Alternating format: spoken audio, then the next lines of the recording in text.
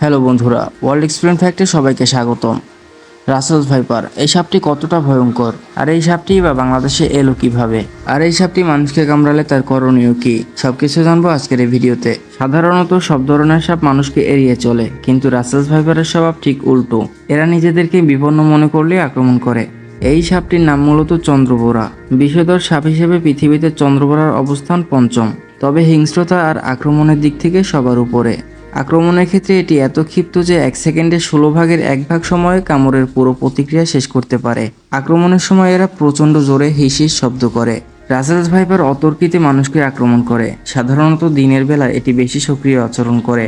Russell's viper সাপ ঘন জঙ্গল এড়িয়ে চলে এবং ঘাসে ভর্তি খোলা মাঠ ঝোপঝাড়ে আস্তানা গাড়ে। এছাড়াও এরা কামড়ানোর সময় সব বিষ একত্রে ঢেলে দেয়।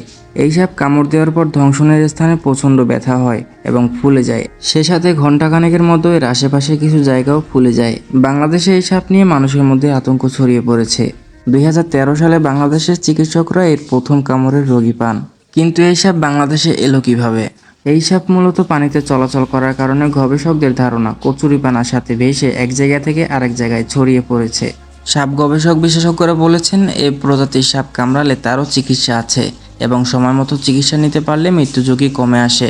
বেসরকারি সংস্থা deep ecology and snake conversation foundation বলেছে, রাসেল ভাইপার মোটেও দেশের সবচেয়ে বিষধর সাপ নয়, বরং দেশে প্রতি বছর সাপের কামড়ে যত লোক মারা যায় তার অর্ধেকই মারা যায় পাতিকিউটে সাপের কামড়ে। তবে সময় মতো চিকিৎসা না নিলে রাসেলস ভাইপারের কামড়েও মৃত্যু হতে পারে। এ কারণে এইসব কামড় দিলে দ্রুত অ্যান্টিভেনম নেওয়া প্রয়োজন।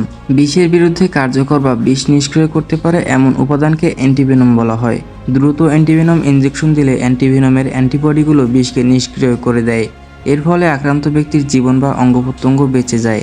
উল্লেখ্য, বাংলাদেশের সাম্প্রতিক সময়ে কয়েকটি জেলায় রাসেলস ভাইপারের কামড়ে কয়েকজনের মৃত্যুর ঘটনা ঘটেছে। এছাড়াও এই সাপ ডিম না দিয়েই সরাসরি 90টা বাচ্চা দিয়ে থাকে। ঢাকার কাছেই মানিকগঞ্জের কিছু এলাকায় গত 3 মাসে বিষধর রাসেলস ভাইপার সাপের কামড়ে অন্তত 5 জন মারা গেছে বলে সরকারি কর্মকর্তারা জানিয়েছে।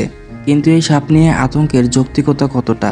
রাসেলস ভাইপার নামের এই সাপের প্রজাতিটি বাংলাদেশ থেকে বহু বছর আগে বিলুপ্ত হয়ে গিয়েছিল, কিন্তু গত 10-12 বছর আগে থেকেই আবারও এই সাপের কামড়ে ঘটনায় এগুলোকে আবার দেখা যাচ্ছে। গত কয়েক মাস যাবৎ একাধিক এলাকায় এই সাপটি দেখা গেছে। তবে এই সাপ নিয়ে আতঙ্কের কিছু নেই। কামড় দিলে হাসপাতালে গিয়ে দ্রুত অ্যান্টিভেনম নিন। এই সাপ ব্যাঙ কিংবা পোকামাকড় খায় বলে এরা কৃষি জমি কিংবা ঝোপঝাড়ে থাকতে পছন্দ করে এবং সাধারণত এরা বসতবাড়ি এড়িয়ে চলে। তাই কৃষিকাজের সময় কিংবা ঝোপঝাড় দিয়ে হাঁটার সময় সাবধানতা অবলম্বন করুন। এই সাপ ডিম না দিয়ে সরাসরি বাচ্চা দেয় বলে এরা দ্রুত বৃদ্ধি পাচ্ছে। তাই আতঙ্কে না থেকে নিজে নিরাপদ থাকুন, অন্যকে নিরাপদ রাখুন।